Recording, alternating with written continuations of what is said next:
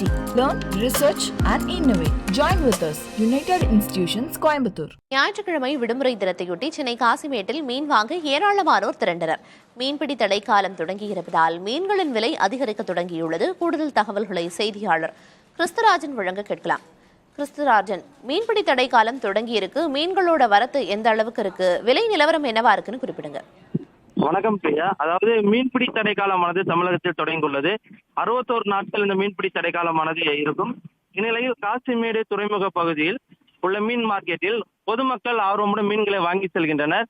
வாங்கி சென்றாலும் மீன்பிடி தடைக்காலம் என்பதால் மீன்களின் விலையானது சற்று அதிகரித்தே உள்ளது.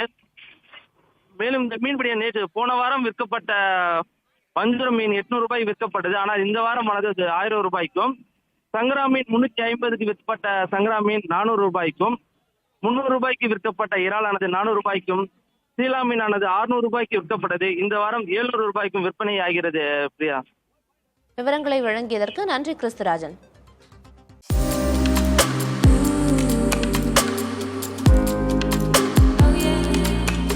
UIT. Learn, research and innovate. Join with us.